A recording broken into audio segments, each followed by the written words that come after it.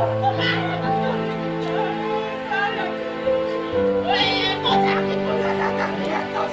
tidak ada surga ini. Oh enak, usir.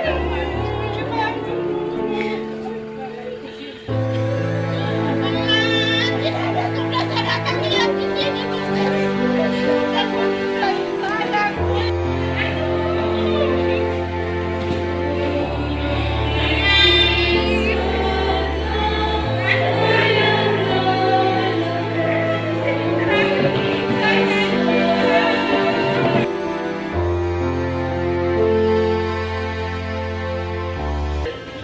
Aku mau menyanyi dan bermazmur bagi Tuhan. Dengarlah Tuhan seruan yang kusampaikan. Kasihanilah aku dan jawablah aku.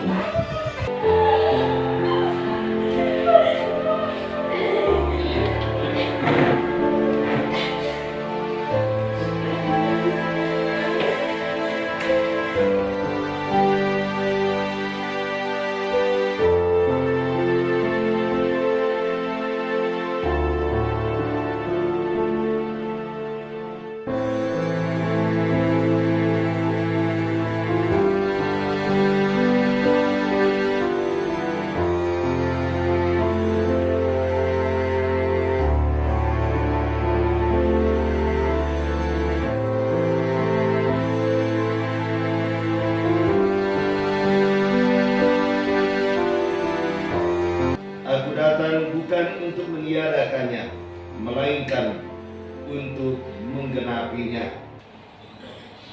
Kesetiaan itu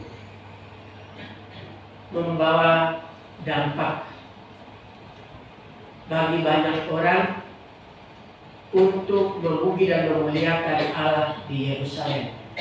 Kesetiaan pada hukum Taurat akan membawa sukacita bukan hanya bagi Bani Israel tetapi bagi banyak orang lain. Dan ketika muncul Yesus, ia menegaskan bahwa sebagai putra Allah, ia tidak datang untuk meniadakan hukum Taurat, tetapi untuk menyempurnakannya. Hukum Taurat yang mungkin sudah dicampur-campur oleh Bani Israel dengan peraturan-peraturan manusia yang kadang-kadang dijalankan lebih sesuai dengan keinginan dan kehendak manusia dan bukan sesuai dengan rencana Allah,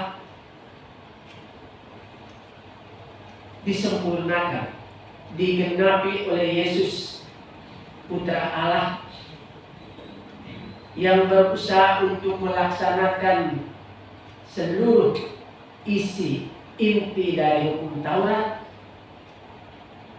kasih dalam kesehariannya. Maka ia tidak berani, ia berani untuk menanggung segala risiko atau konsekuensi dari isi hukum ini dengan rela menderita dan mati untuk menyelamatkan manusia. Kita patut bersyukur karena contoh hidup Yesus ini dituruti dilaksanakan oleh Suster Helena Maria SSPS sejauh dapat selama hidupnya. Kesetiaannya mendengarkan kehendak Allah, panggilan Allah untuk melaksanakan hukum kasih sedapat mungkin dalam hidupnya sehari-hari. Itu sudah mulai tampak jawabannya, sadar atau tidak, ketika dia masih kecil. Saya sendiri menyaksikan bahwa ketika saya kelas 1 dan kelas 2 SD, suster sudah di kelas 4, kelas 5 SD bersama dua teman akrabnya, Suster Dominika Clara dan Teresia Eleanor. Ketiga-tiganya mempunyai niat yang sama untuk masuk biara, karena mereka mendengar suara panggilan Tuhan itu, kehendaknya, dan sudah mereka tunjukkan di lingkungan SD di mana kami belajar bersama, dengan selalu memperhatikan anak-anak yang dibuli. Ketika saya melihat mereka bertiga, itu saya hati kuat, dan anak-anak lain yang biasanya dibuli itu hati kuat. Dan keseharian mereka selalu memperhatikan adik-adik. Biasanya mereka saling berkunjung sambil menggendong adik-adik mereka yang masih kecil-kecil. Dan ini sebuah kesaksian yang menguatkan banyak orang, yang juga mendorong banyak orang untuk melakukan hal yang sama. Ketika mereka bertiga sepakat untuk masuk biara di Oken, mereka sama-sama melaksanakan rencana Tuhan yang mereka sudah dengar dalam hati sanubari masing-masing dengan setia. Satu memang dari antara mereka, Teresia Eleanor, kemudian tidak jadi mengikrarkan kaul, hanya sebagai novis sejauh saya ingat. Tetapi kedua yang lain sebagai teman akrab tetap melaksanakan kehendak Tuhan melalui hidup berbiara, melaksanakan kaul-kaul dengan setia. Terutama Suster Eleanor Maria yang mengabdikan seluruh dirinya untuk banyak orang, terutama yang sakit-sakit, yang berkekurangan, yang menderita, dengan memberikan pelayanan terbaiknya di rumah sakit Ella dan di sini. Kita patut bersyukur atas begitu banyak pengorbanan yang dilaksanakan oleh Suster Eleanor Maria, mengikuti contoh Yesus yang datang untuk menderita demi menggenapi isi hukum Taurat. Begitu pula Suster berjuang sedapat mungkin untuk menggenapi isi dari hukum Taurat ini dalam hidupnya dengan pelayanan kasih kepada begitu banyak orang yang dijumpai. Dalam SMS dari begitu banyak orang, baik dalam pihak pribadi maupun grup, itu ada begitu tulus pengakuan atas pelayanan pengabdian dari Suster selama hidupnya bagi semua orang, termasuk para frater yang sakit-sakitan seperti saya ini. Waktu di Lela dan kemudian di rumah sakit Pia Pantai.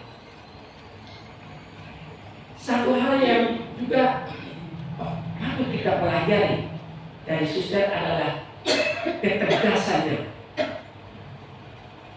dan ketulusan hatinya. Ketegasannya untuk melakukan yang terbaik bagi orang lain. Kalau dia melihat orang melakukan sesuatu yang tidak sesuai dengan maksud dan tujuan yang sudah digariskan, itu dia akan bertindak tegas. Saya ingat baik ketika kami masih di seminari Oken, Dia sudah jadi suster waktu itu bersama suster suster Dominika Clara.